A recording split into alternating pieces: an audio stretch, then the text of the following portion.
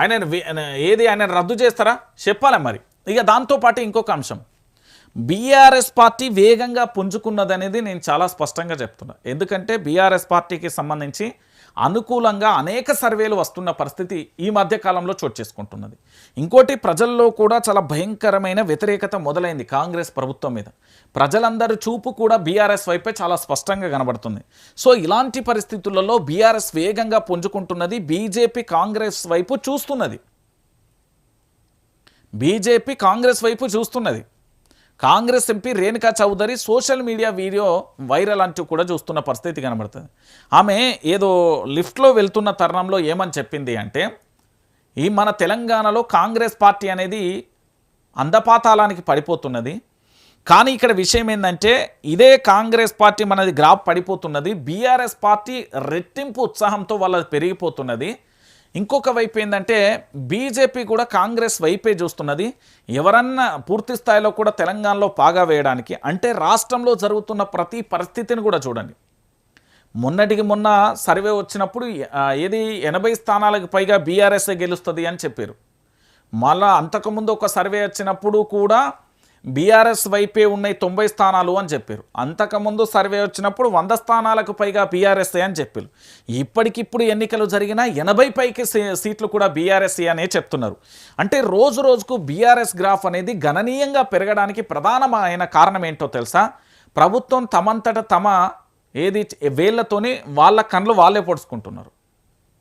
6 గ్యారెంటీలు 13 అంశాలను పక్కన పెట్టినా గత ప్రభుత్వం అమలు చేసిన పథకాలను అమలు చేయలేకపోవడం, ప్రాజెక్టుల విషయంలో ద్వంద్వ వైఖరిని చాలా విషయంలో, దాంతోపాటు నోటిదుల, సొల్లువాగుడు, సొల్లు కాంట్రవర్సీ పదాలు, బూతు పదాలు, రెచ్చగొట్టే విషయాలు అంతా ఆగమాగం అడివడిమ మాట్లాడుతున్నారు. పిచ్చోన్ చేతుల రాయి లెక్క మాట్లాడుతున్నారు. సో ప్రజలందరూ చూస్తున్నారు. ఇప్పుడు ఎల్నివో ప్రభావమా, మేడిగడ్డ ద్వారా 16,000 క్యూసెక్ల నీరు పోతా అంటే వాటిని ఎందుకు వాడుకుంటలేరు? 81 టీఎంసీల నీరు వృధాగా పోయింది. ఆంధ్రప్రదేశ్కు సంబంధించి వాళ్ళు మన నీళ్లను 2-3 టీఎంసీలు కూడా నింపుకుంటున్నారు. మరి మనం ఎందుకు నింపుకోలేకపోతున్నాం అనేది ప్రజలు చూస్తున్నారు. ఇంకొక వైపు ఏంటంటే నిరుద్యోగుల సమస్య రోజు రోజుకు వాళ్ళకేంది అంటే చాలా భయంకరంగా కూడా వాళ్ళని వేటాడుతున్నది. మరోవైపు 6 గ్యారెంటీలు 13 అంశాలు 420 హామీలు పత్తకు లేవు. ఇంకొక అంశం ఏంటంటే కాంగ్రెస్ పార్టీ పూర్తి స్థాయిలో ఎక్కడికక్కడ చూసినా కూడా వాళ్ళు మొత్తం అవినీతితో మరకలతో ఉన్నారు. వాళ్ళని ట్రస్ట్ చేసే పరిస్థితి తెలంగాణ సమాజంలో లేదు. తెలంగాణ ప్రాంత ప్రజలు కాంగ్రెస్ పార్టీని నమ్మే ఆలోచనలో లేరు. ఫస్ట్ ఆఫ్ ఆల్ వద్దురా నాయన కాంగ్రెస్ పాలన అనే కాడికి వచ్చింది. ఇది నేను చెప్పిన మాట కాదు. తెలంగాణ సమాజం, తెలంగాణ రైతాంగం నుంచి, కార్మికుల నుంచి, సబ్బండ వర్గాల నుంచి వస్తున్న అంశం ఇది. సో దీంట్లో భాగంగా రేణుకా చౌదరి ఆ లిఫ్ట్ ఎక్కుతున్న తరుణంలో తను మాట్లాడడానికి సంబంధించిన వీడియో బయటకు వచ్చింది కదా, అప్పటి నుండి పూర్తి స్థాయిలో తెలంగాణలో మరింత వేగం పుంజుకున్నది. అంటే కాంగ్రెస్ పని అయిపోయిందని మొన్నటికి మొన్న వాళ్ళ విజయశాంతి చెప్పింది. దాంతోపాటుగా హనుమంతరావు చెప్పిండు. దాంతోపాటుగా మీరందరూ కూడా చూసారు కదా రేణుకా చౌదరి, ముగ్గురు కూడా పూర్తి స్థాయిలో సొంత పార్టీకి సంబంధించిన మైలేజ్ పడిపోయిందని కూడా చెప్పారు. మొన్నటికి మొన్న 4-5 మంత్రులు కూకున్న బిస్కెట్లు ఛాయల కాడి ఇక ఏమున్నా మనదైతే ఉండదు భయ్, ఇంకా 2 సంవత్సరాలే, అందులో ఎన్నికలకు కూడా ఏడాది వస్తుంది, ఇంకా ఏడాదే ఉన్నది, ఏమున్నా లేకున్నా మనది మనం సెట్ అయితే చేసుకుందామని వాళ్ళు మాట్లాడుకుంటున్న కాడ వీడియో కూడా బయటికి సగం వచ్చింది. అంటే బయటికి పూర్తి స్థాయిలో రాలే, చర్చ జరిగింది అనేది ఒక అంశం. సో పూర్తిగా కూడా బీఆర్ఎస్ వేగంగా పుంజుకుంటున్నది అంటే అది ప్రభుత్వ వైఫల్యాల కారణం. ప్రభుత్వం వాళ్ళంతటా వాళ్ళ పతనాన్ని కోరుకుంటున్నారు. వాళ్ళ పైన యుద్ధం చేయాల్సిన అవసరం లేదు, వాళ్ళ మీదకి పోరాటం పోవాల్సిన, వాళ్ళ పార్టీ వాళ్ళకే శత్రుత్వం, వాళ్ళ పార్టీ వాళ్ళకే మైనస్గా మారిపోయిన పరిస్థితి కనబడుతుంది. బీఆర్ఎస్ పార్టీ వేగంగా కాదది, మన వందే భారత్ రైలు కంటే వేగంగా స్పీడ్గా పెరుగుతున్నది గ్రాఫ్. ఎందుకంటే ప్రజలలో ఇక్కడ కాంగ్రెస్ పార్టీకి ఉన్న వ్యతిరేకత, అది భయంకరమైన వ్యతిరేకత. మీరు ఎక్కడ చూసినా కూడా అదే కనబడుతుంది. ఇంకొక అంశం ఏంటో తెలుసా, నిన్న ఇది బాధాకరమైన విషయం అండి. ఎందుకంటే నిన్న నిర్బంధంలోనే వేముల నిరాహార దీక్ష చేసిండు అట్టుడికిన బాల్కొండ నియోజకవర్గం. బాల్కొండలో ఎట్లా అంటే రగడ మొదలైంది.